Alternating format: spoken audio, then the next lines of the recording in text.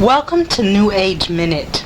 Our topic today is the psychological theories of Carl Gustav Jung. Carl Gustav Jung was a Swiss psychiatrist who was a contemporary of Freud's as well as his colleague for a time. He is considered one of the founding fathers of modern psychology. After a time, Jung broke with Freud because he disagreed with many of his tenets.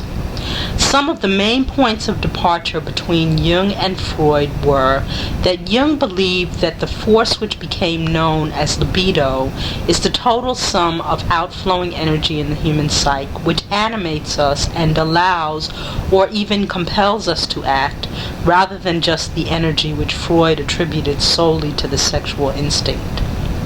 Jung also conceived of the collective unconscious with its energy patterns called archetypes, and asserted that from it, consciousness, as well as many other psychic phenomena, arise, and not vice versa, as Freud believed.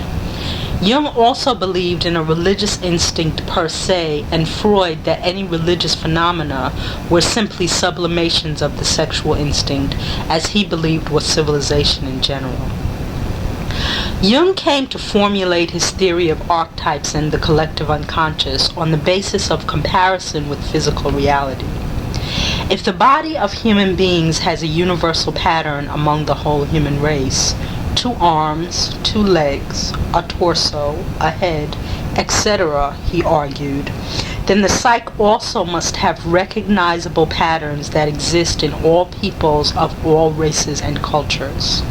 These he called archetypes, and the stratum on which they existed he called the collective unconscious.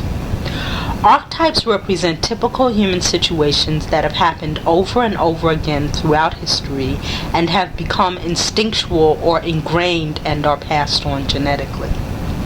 Some of the major archetypes include mother, father, anima, animus, shadow, and persona. To make clear the way archetypes are structured and function, we could say that although everyone has a personal mother and father, there are certain characteristics or typical images that belong to the definition of mother or father. These images are the same for all humanity, yet each person's experience of these images is different. For instance, if you were to ask anyone what mother means to them, there would be a limited number of images or aspects that they could produce of what a mother is or does. These might not even fit their experience of their own personal mother, but would be descriptive of the definition of the mother image.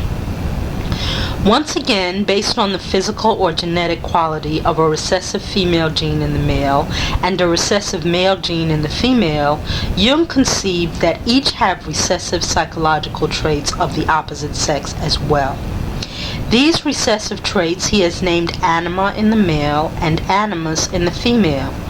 Although these traits belong to ourselves, we tend not to accept them as our own because of socialization, to identify only with our physical sex and not its opposite. Hence, we tend to pick a lover or marriage partner based on the type of person who most exemplifies our inner other. When this happens, we experience it as infatuation or romantic love. Thank you for joining us for New Age Minute. Join us next week to hear more on the psychological theories of Carl Gustav Jung.